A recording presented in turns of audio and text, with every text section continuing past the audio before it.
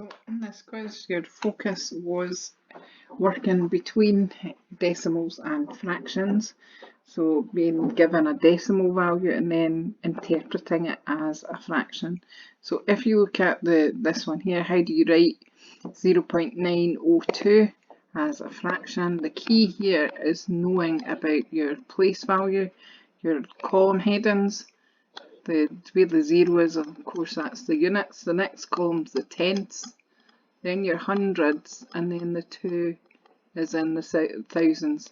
And when we read this fraction as this decimal as a fraction, we read all the way to the thousands column, so it's 902 over 1,000 is what you should have been looking at. So your answer there should have been answer A for that one. For question 2, same thing. You've got 0.79 and you're asked to interpret that as a fraction, and again using your column headings will help you here. So 0's in the units column, 7's in the tenths, and the 9 is in the hundreds.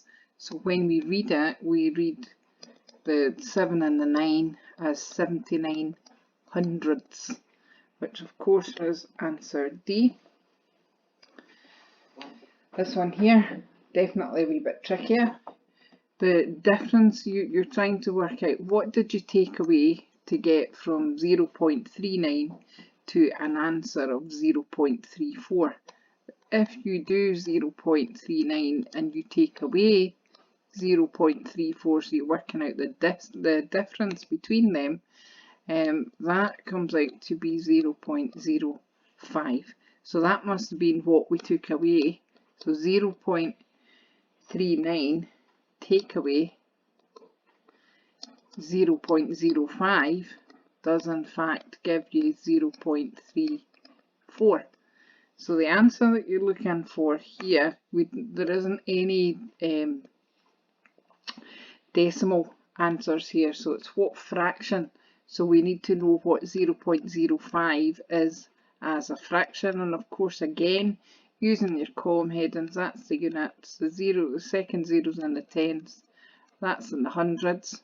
So this fraction is 5 over 100, but of course we always simplify our fractions, so we can divide both of those numbers by 5 and we would get 1 out of 20, which was answer D. For this one here, what is 0.08 as a fraction in its simplest form? So here, there's your units, there's your tenths, there's your hundreds. So that 8, of course, is in the hundreds, which means we've got 8 hundredths. But of course, we can then simplify that, or should simplify. Highest common factor here, biggest number that divides into both of those is the number 4. And if you divide 4 into 8 goes 2, 4 into 100 is 25. So your answer of 2 over 25 would be answer B. And the final one, you've got 0.15. First of all, interpreting that, you've got your units, your tenths and your hundreds. So that's going to give you 15 over 100. Both those numbers end in 5 and 0's, which are in the 5 times table, so will be divisible by 5. And in fact, if you do 5 into 15, you get 3. 5 into 100 goes 20 times. So your answer would be answer D, which would be 3 out of 20. So check your working, look at where you went wrong or what you didn't understand, and try and improve on your working.